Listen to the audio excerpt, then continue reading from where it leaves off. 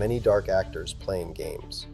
These were the chilling final words of Dr. David Kelly, the UN's top biological weapons expert, before he was found dead on a lonely hill in Oxfordshire. Dr. Kelly was no ordinary scientist. He was a chief weapons inspector for the UN, a specialist who unmasked Saddam Hussein's secret biological programs. He knew the difference between a real threat and a manufactured one. His reputation for integrity was absolute.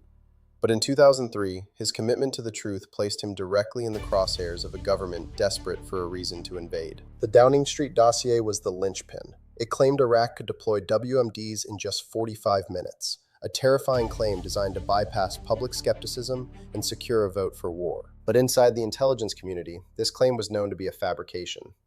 Dr. Kelly knew the intelligence was being transformed, or as the press would later say, sexed up. In May 2003, Kelly met BBC journalist Andrew Gilligan. In an off-the-record briefing at the Charing Cross Hotel, he exposed the manipulation, naming Alastair Campbell as the force behind the deception. The resulting BBC report ignited a firestorm. The government denied everything, demanding the name of the mole. The hunt for David Kelly had officially begun. The Ministry of Defense launched an internal hunt. Kelly admitted meeting Gilligan, but denied being the primary source for the 45-minute claim. The machine was now closing in. The government responded by leaking his identity to the press through a calculated game of clues. Suddenly, the quiet expert was the most hunted man in Britain. He was called to a televised public trial before the Foreign Affairs Select Committee. The questioning was brutal. Kelly appeared frail, his voice a whisper. He was being treated as a traitor for the crime of questioning a political narrative.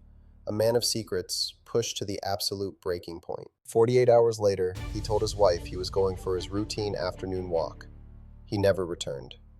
His body was found the next morning at Harrowdown Hill. Tony Blair bypassed a standard coroner's inquest, ordering a judicial inquiry under Lord Hutton. The inquiry took precedence, effectively sealing the forensic evidence from public scrutiny. The Hutton report exonerated the government and blamed the BBC. It concluded Kelly died by suicide, severing the ulnar artery in his left wrist. But specialists say this suicide was biologically improbable. The ulnar artery is incredibly difficult to sever fatally. It contracts and clots upon injury. Dr. Kelly was the only person in the UK to die from a severed ulnar artery in the entire year of 2003. A statistical anomaly in a case already full of holes. The forensic vacuum was total. No fingerprints were found on the pruning knife or the pill packets. For an intelligence expert, leaving a scene this clean was a feat of impossible precision. Even the toxicology reports were questionable. The painkillers in his system were only a third of what is typically considered a lethal dose. The official math simply doesn't add up. Hours before his death, Kelly emailed a journalist about dark actors pursuing him. Was he being silenced, or was he aware of a containment operation already in motion? In 2017, his body was secretly exhumed and cremated, further erasing the physical record. The truth of David Kelly is being systematically removed from the physical world. The architecture of control relies on silence and the sealing of files. Lord Hutton ordered the post-mortem reports to be locked away for 70 years.